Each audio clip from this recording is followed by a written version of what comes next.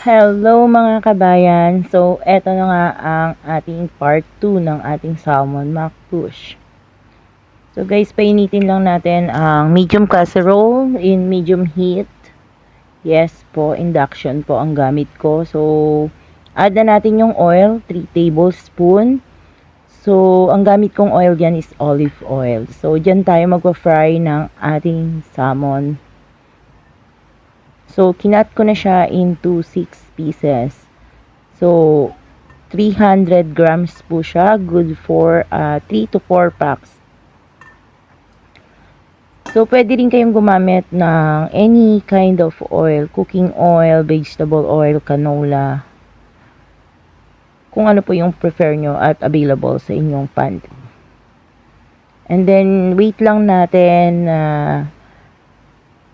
uminit yung oil.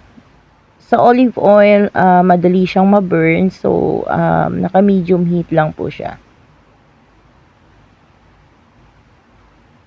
Mga 2 to 3 minutes, okay na yan. Pag nakita nyo may nagbabubbles lang, yung kumikibot-kibot na yung ating oil. So, pwede na nating ilagay yung ating salmon cuts. So guys, pa-comment ako kung taga saan kayong lugar para ma-shoutout ko kayo. And then, ayan, wait lang natin saglit. So, ini-spread ko nga pala ang ating oil para maging maganda yung ating pagba-brown ng ating maging golden brown talaga yung ating i-fry na salmon. So, ayan, nilagay ko na siya. So, inuna ko yung may skin kasi para hindi siya mag-crack. Kasi pag inuna mo yung laman niya or yung inside niya, magka-crack-crack siya guys. So, unahin natin lagi yung skin side. So, i-fry ko lang yan ng 6 minutes, 3 minutes, 3 minutes both sides. And then, yung other side niya, kung medyo pinkish pa siya, baligtarin lang natin. Ayan. See, ang bilis maluto, guys. So, after nyan, and nahirapan ako guys magbaliktad kasi mag-flip ng ating salmon kasi ang gamit ko dyan ay silicone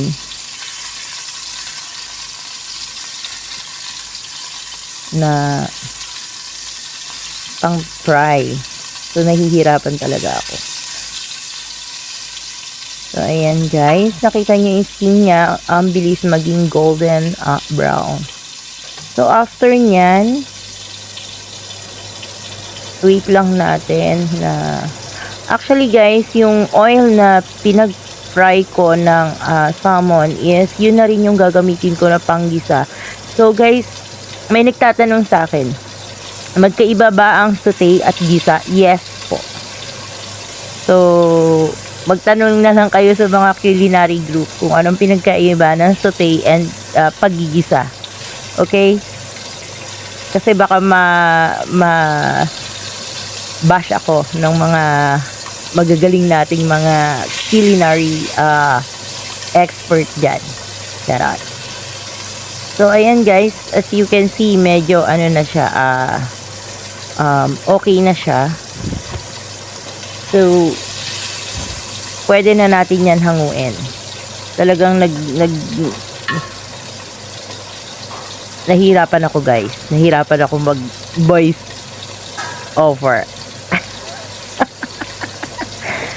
So, this is my second upload po ng part 2 ng salmon mash bush natin. So, shout out nga pala sa ating mga mandirigma sa kusina, sa Saudi, here in Dubai, sa buong Middle East, around the world. Mabuhay kayo mga syapatid. So, ayan guys. I'm about to, alisin ko na siya. So, pwede na yan, guys. So, 6 minutes lang siya. Tapos, isi-set aside natin siya. And then, magi-start na tayong maggisa ng ating basmati rice. So, ang ating basmati rice is 1.5 na basmati rice. So, depende kung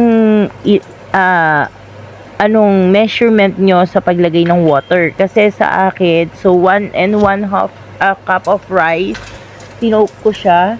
So, ayan guys, mag-start na akong maggisa. So, nilagay ko muna ang ating salmon.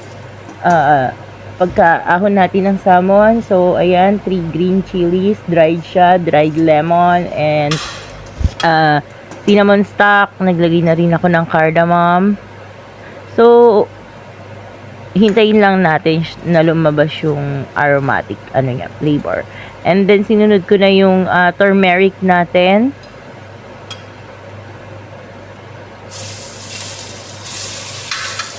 And then, yung onion.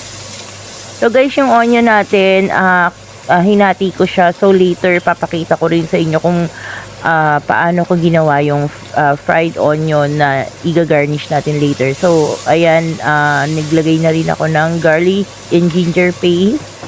So, imekos-mekos lang natin yan, mga insan. Ang bango, guys. So, sunod na rin natin ang ating cinnamon powder. So, as you can see guys, naglagay ako ng cinnamon stock. Naglagay rin ako ng cinnamon powder. So, kung ano nilagay ko na whole, naglagay din ako ng powder. So, next is dried powdered lemon. So, yan, very useful ang lemon, guys, when it comes to Middle Eastern cuisine. And then, Arab spices consists of curcum, turmeric, yun yung curcum, and then, coriander powder, cumin, and ayan na, guys, nilagay ko na ang aking basmati rice. So, imekos-mekos lang ulit natin. And then, after that, maglalagay ako ng water. So, eto guys, nilagay ko ang water, 2.5 cup ng water. So, yung water ko is boiled na para hindi na ako maghintay and hindi maging soggy yung ating rice. So, gusto ko is al dente lang yung rice natin kasi mas masarap siyang kainin. So, ayan, mekos-mekos lang ulit natin. And then, i-cover na natin siya. Yan, habang, ayan na, nakalimutan ko guys, naglagay pala ako ng ating coriander leaves. So, means yan from the backyard and ang ating sponsored by BBM. Charot, charot, charot. Nadamay pa nga. So, ayan guys.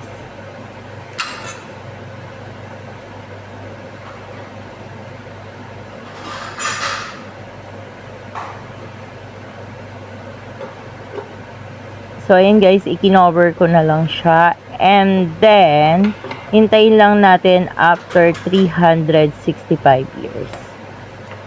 Pagluto na. So, ayan guys. Hintayin na lang natin.